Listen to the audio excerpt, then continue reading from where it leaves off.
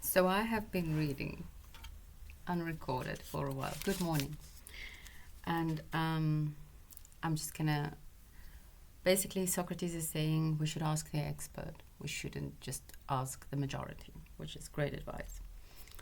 And I'm gonna start here. Socrates. And at present we have in view some knowledge of which the end is the soul of youth. Nicias, yes. And we must inquire whether any of us is skillful or successful in the treatment of the soul, and which of us has had good teachers. So when I was reading this to an unrecording camera, I repeated the sentence. And we must inquire whether any of us is skillful or successful in the treatment of the soul, and which of us has had good teachers. I just have to, I read about one page unrecorded, so.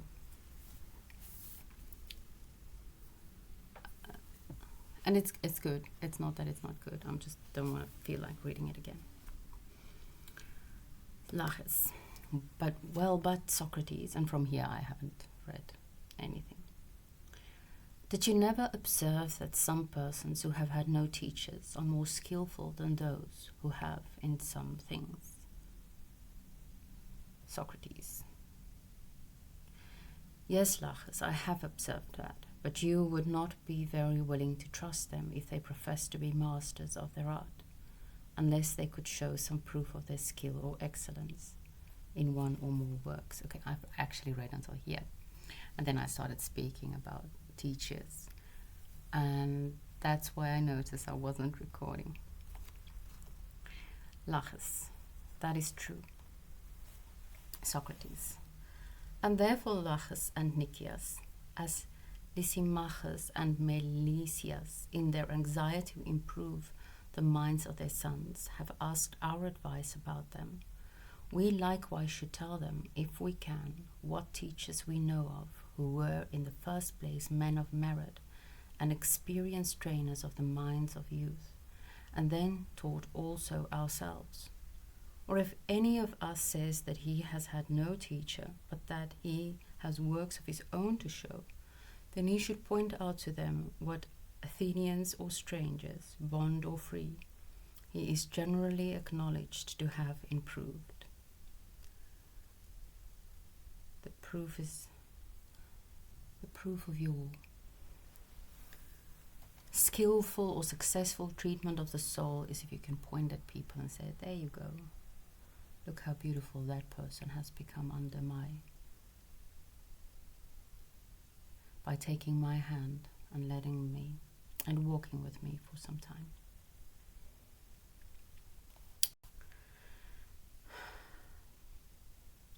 But if we can show neither teachers nor works, then we should tell them to look out for other advisors. We should not run the risk of spoiling the children of friends, and thereby incurring the most formidable accusations which can be brought against anyone by those nearest to him. Which is, of course, spoiling the youth is, of course, the accusation brought against Socrates in the end. As for myself, Lysimachus and Melesias, I am the first to confess that I have never had a teacher of the art of virtue, although I have always from my earliest youth desired to have one. But I am too poor to give money to the sophists, who are the only professors of moral improvement. And to this day I have never been able to discover the art myself, though I should not be surprised if Nicias or Laches has discovered or learned it, for they are far wealthier than I am, and may therefore have learned of others, and they are older too, so that they have had more time to make the discovery. So, he's taking a piss at the sophist, I imagine, ironically, because he's saying if only he had money, he would have been able to improve himself by their guidance.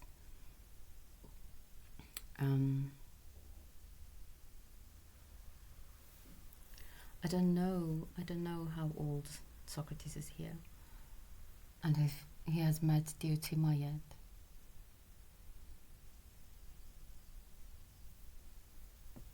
If he's just being ironic, or if this is, in fact, before his great transformation. And I really believe that they are able to educate a man, for unless they had been confident in their own knowledge, they would never have spoken thus unhesitantly of the pursuit which are advantageous or hurtful to a young man. I repose confidence in both of them, but I am surprised to find that they differ from one another. And therefore, Lysimachus, okay, so it's not confidence in the sophist, I thought he was like being utterly ironic, but confidence in his two friends. Lysimachus, as Laches suggested that you should detain me and not let me go until I answered, I in turn earnestly beseech and advise you to detain Laches and Nicias and question them. I would have you say to them, Socrates avers that he has no knowledge of the matter. He is unable to decide which of you speaks truly. Neither discoverer nor student is he of anything of the kind. But you, Laches and Nicias, should each of you tell us who is the most skillful educator whom you have ever known.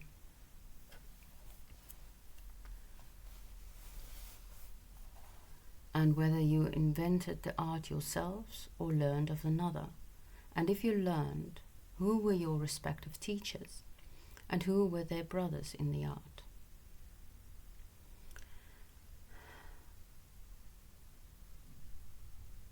As for myself, I am the first to confess that I had never had a teacher of the art of virtue, although I have always from my earliest youth desired to have one. A teacher in the art of virtue. So that is what he's trying to be. He and his brothers. Who were your respective teachers, and who were their brothers in the art?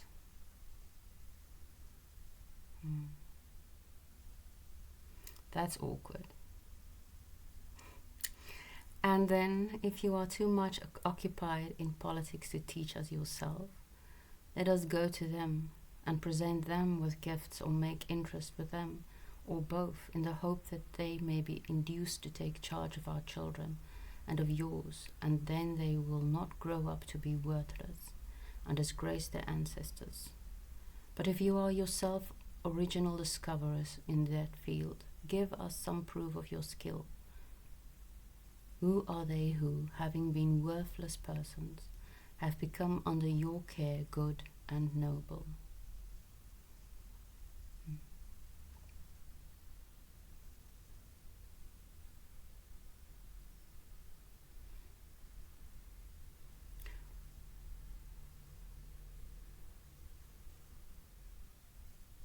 So I told John that it was because of, and now it's like, oh yeah, that's what you're supposed to do.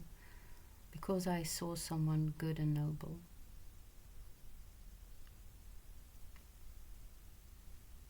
whom I know have been under his care for a while, I decided to follow him or his work. I think it was a wise choice after all. He of course said, well, you should give him some credit. He's actually, that's who he is. It's not my credit. But we cannot make ourselves good and noble. Although noble, I think, the Greek word actually means birth, something by birth. Well, this is your first attempt at education. There is a danger that you may be trying the experiment, not on the vile corpus of a Curian slave, but on your own sons or the sons of your friends. And as the proverb says, break the large vessel in learning to make pots. Tell us then what qualifications you claim or do not claim.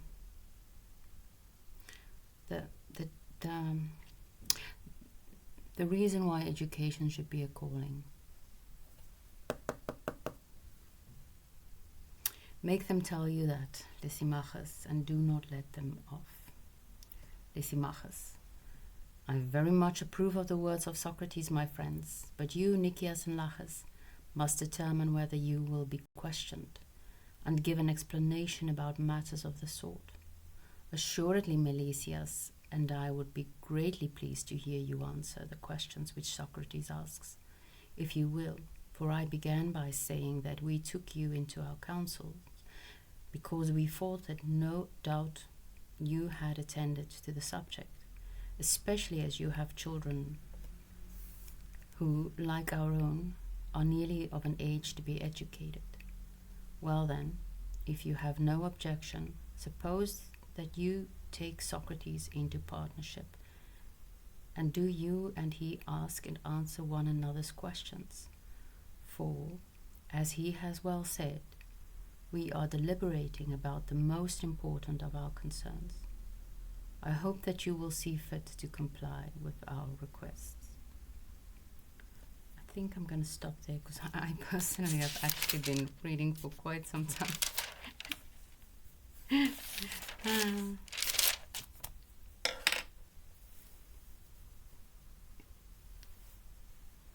Have a good day.